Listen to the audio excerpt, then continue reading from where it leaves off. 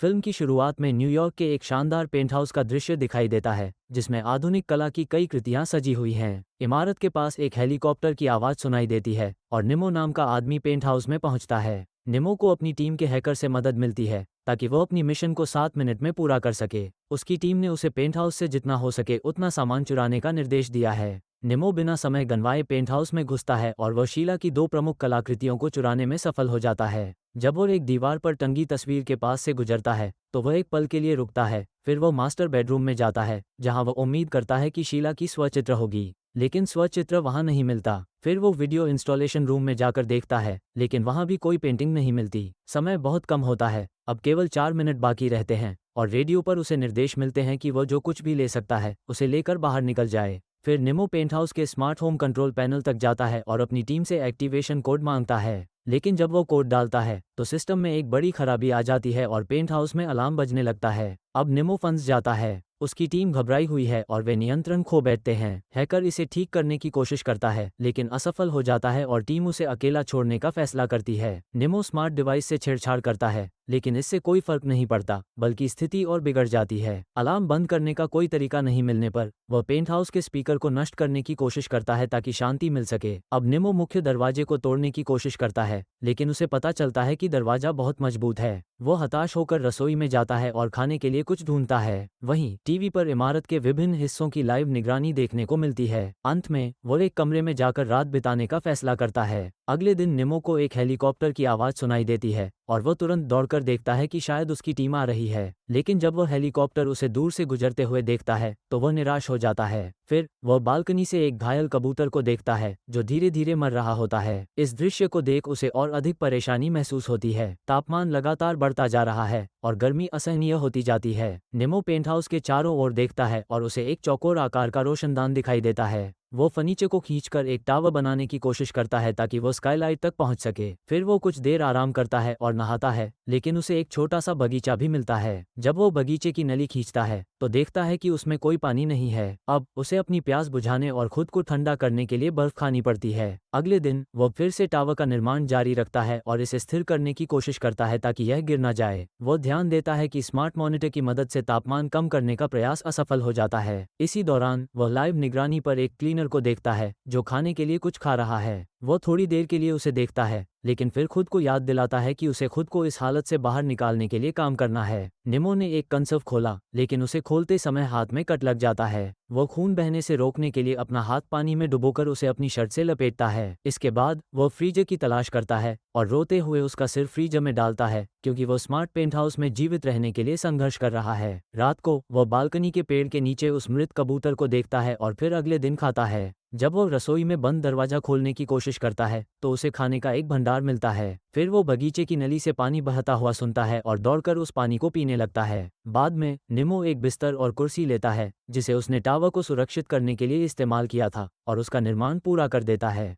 वो स्काईलाइट की जांच करता है, लेकिन फिर आराम करने के लिए जमीन पर लौट आता है। आराम करते समय वह लगातार लाइव निगरानी फीड के माध्यम से उस क्लीनर को देखने की कोशिश करता है जिसे वह पहले देख चुका था। वो उसे देखे बिना नहीं रह पाता और उसकी ओर आकर्षित हो जाता है। निमो को जब वीडियो निगरानी पर जैस्मीन को देखता है, उसे पेंटहाउस के दरवाजे के ठीक बाहर जैस्मीन दिखाई देती है। वो दरवाजे पर दस्तक देकर चिल्लाता है, उम्मीद करता है कि वह उसे सुन सके, लेकिन जैस्मीन ईयरफोन लगाए होती है और उसकी आवाज़ नहीं सुनती। ये देखकर निमो बहुत हताश हो जाता है। वो फिर से फीड पर लौटता है, लेकिन जैस्मीन अब वहां नहीं होती। इस बीच पेंटहाउस का तापमान अचानक कम होता है और निमो को राहत मिलती है, क्योंकि ठंडी हवा से पेंटहाउस का माहौल काफी आरामदायक हो जाता है। वो एक तस्वीर में हवाई जहाज पर खड़े लोगों को देखता है और उसे देखकर थोड़ा भावुक हो जाता है। अगले दिन निमो बगीचे में कटोरे रखकर नली से पानी इकट्ठा करता है। जब कटोरे भर जाते हैं तो वो पानी को बोतल में डालकर पीता है। दिन भर वो आराम करता है और संगीत सुनता है ताकि समय का कुछ ध्यान भटक सके। फिर एक दिन निमो एक अस्थायी छतरी बनाता है और रोशनदानों के फ्रेम पर नक्काशी करने का काम शुरू कर देता है। थोड़ी देर बाद वो विश्राम करता है और रसोई में जो भी सामग्री मिलती है उससे खाना बनाकर खुद से बात करता है। जैसे ही वो खाना खाता है, वो वीडियो निगरानी पर फिर से नजर डालता है और जैस्मीन को खोजता है। वो फिर से उसे आग से बाहर निकलने वाली सीढ़ी पर खाना खाते हुए देखता है, लेकिन इस बार वो किसी लड़के के साथ होती है। निमो अब स्काईलाइट के फ्रेम को खोलने की कोशिश करता है, लेकिन उसे एक बोल्ट दिखाई देता है। वो झुंझलाकर भारी सांस लेता है और बोल्ट को तोड़ने की प्रक्रिया शुरू कर देता है। उस रात उसने दूरबीन का उपयोग करके बाहर के लोगों को देखा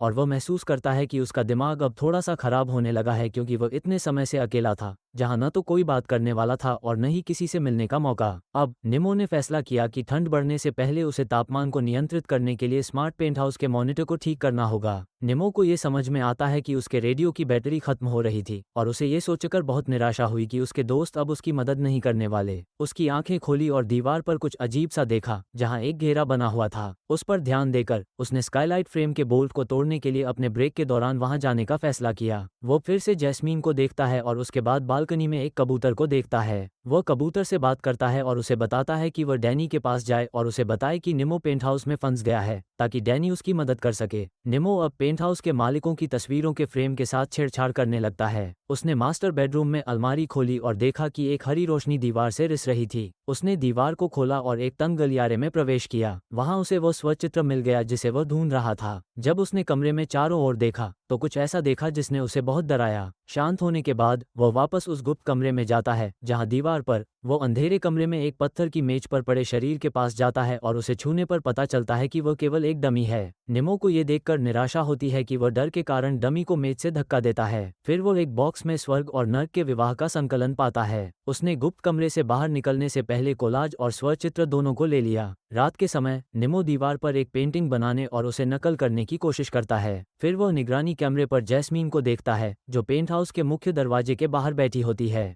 वो दरवाजे पर दस्तक देने लगता है और जैस्मीन का ध्यान आकर्षित करने के लिए चिल्लाता है। वो कागज का एक टुकड़ा दरवाजे के नीचे डालने की कोशिश करता है, लेकिन असफल रहता है। कोई उसे नहीं सुन सकता था। एक रात उसने सपना देखा कि वह एक एआर गैलरी में था। सपने में उसने पेंटहाउस के मालिक से बात की और देखा कि जैस्मीन पास में खड़ी थी। पेंटहाउस का मालिक बहाना बनाकर जैस्मीन की ओर बढ़ा और उसके कान में कुछ फुसफुसाया। फिर उसने कठपुतली का जिक्र किया और बताया कि हम सभी अदृश्य हाथों द्वारा नियंत्रित कठपुतलियों की तरह हैं। निमो इससे दूर हटकर गैलरी से बाहर निकल गया और पेंटहाउस की ओर चलने लगा। अचानक मुख्य दरवाजा खुलने लगा। निमो की आंखें खुल गईं और वह एक मछली घर के सामने खड़ा था। उसकी दिनचर्या अब पहले से अलग थी। वो लकड़ी के रिंच से स्काईलाइट फ्रेम के बोल्ट को हटाने में व्यस्त था, वहीं मछली को पानी से बाहर मरते हुए देख रहा था। वो दीवार पर एक सर्पिल आकार की नज़र बनाता, खुद से बातें करता और मछली खाते हुए बोल्ट निकालता। ये चक्र लगातार चलता रहा, जैसे मछली की मौत उसके मानसिक टूटने का प्रतीक हो। जैसे ही निमो का दिमाग अस्थिर हो गया, वो सुरक्षा कैमरे पर जैस्मीन को देखता रहा। एक दिन जैस्मीन ने कैमरे में सीधे उसकी आंखों में देखा और निमो ने खुद को ये यकीन दिलाया कि उसने उसे देखा था। उस दिन निमो दीवार पर एक पेंटिंग को देखकर कहता है कि वह इसे नीचे धकेलने से पहले मुक्त करेगा। फिर वह स्काईलाइट फ्रेम पर काम करने लौटा और एक बोल्ट निकालने में सफल रहा, लेकिन एक गलत कदम ने उसे फर्नीचर के टॉवर से नीचे गिरा दिया।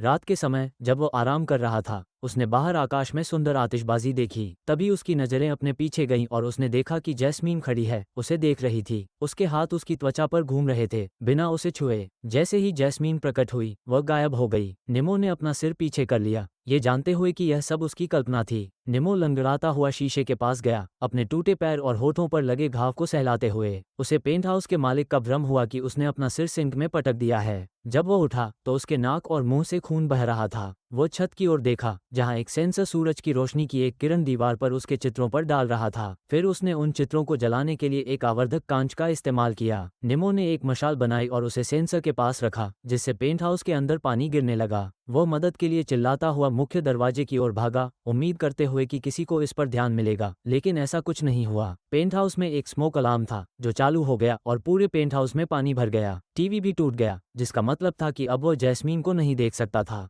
निमो बाद में लेटे हुए देखा गया, स्वर्ग और नरक के विवाह के बारे में पढ़ते हुए। बाहर बालकनी में पेंटहाउस के मालिक की बेटी और उसका कुत्ता उसे चुपचाप देख रहे थे। वो एक अस्थायी अनुष्ठान स्थल के सामने गा रहा था, जहां उसने अपने चित्रों के पास एक छोटी सी मेज रखी थी। निमो ने मुख्य दरवाजे के पास दीवार पर एक संदेश लिखा ताकि जब मालिक वापस आए तो वह उसे देख सकें। उसने लिखा, बिल्लियां उसी तरह मरती है जैसे मेरी बिल्ली मरी। फिर उसने गाते हुए टॉवर पर चढ़ना शुरू किया। इस बार उसने पूरे टॉवर के बोल्ट हटा दिए थे और अब वो रोशनदान खोलने में सक्षम था। फिर रोशनदान के माध्यम से निमो गायब हो जाता है। तो अगर आपको ये वीडियो अच्छा लगा तो लाइक और सब्सक्राइब जरूर करें। हम आपके लिए और भी फिल्म रिकैप्स और कहानी लेकर आएंगे। हिंदी सिनेमा रिकैप्स के साथ हर फिल्म का सार समझिए कुछ ही मिनटों में।